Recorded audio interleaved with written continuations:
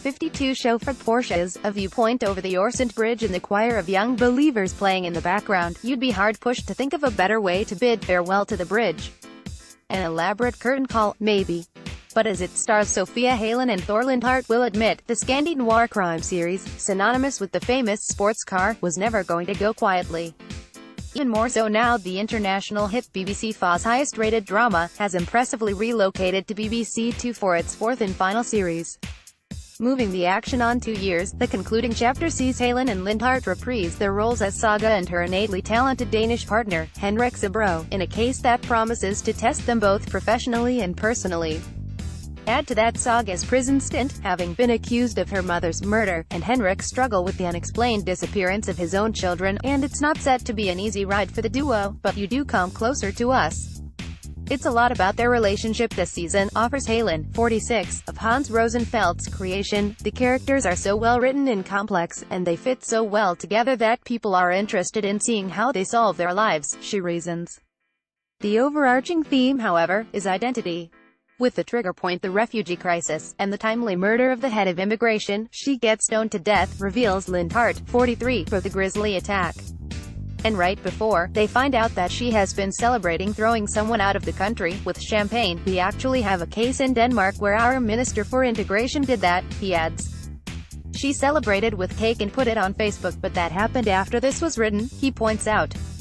Our show has always been very good at predicting things, tendencies and trends in society. As for the anticipated twists and turns, there's some, he teases.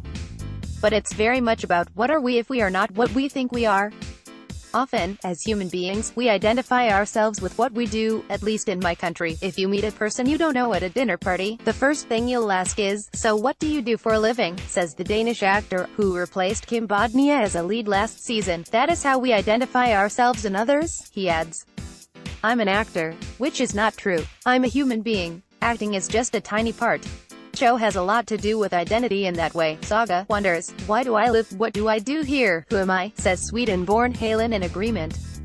And I had the sense that taking away the police identity from her, whilst in prison, would see Saga on shaky ground, and that was a really interesting path to take. And having played Saga, known for her leather trousers, abruptness, and unintentional rudeness, since the show's inception in 2011, no one knows the Malmo detective better.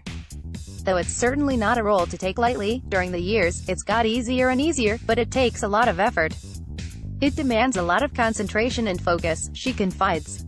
She follows, I was very irritated at her to begin with. I didn't understand how she functioned, and then I realized the loneliness of being stuck in a disability, she says of her character, of whom it has been suggested, but never stated, has Asperger syndrome. Then I started getting interested and I started to care for her. What does she make of Saga being hailed a role model amongst fans? I've heard, feministic role model, she responds with a smile. I take it as a compliment. I get very happy as I think that's something to aim for women and all humans to be able to say what they need and want. It has affected me to think like her for so many hours, she confesses. But it's very useful, actually, to use her rationality.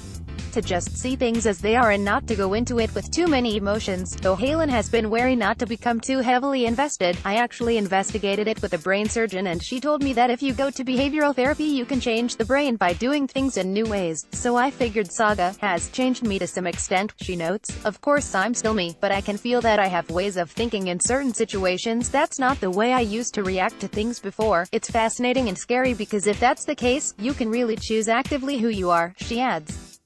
If we were to put Trump into this kind of therapy, that aside, was it the right time to call time on the cult hit? The perfect time, she responds, labeling the final scenes some of the most beautiful, but the most difficult. It was emotional, but I am happy with the ending and I am kind of relieved in content. I'm not sad because I can talk to her any minute, she finishes. I'm proud. The Bridge premieres on BBC 2 on Friday, May 11th at 9 p.m. All previous series are available on BBC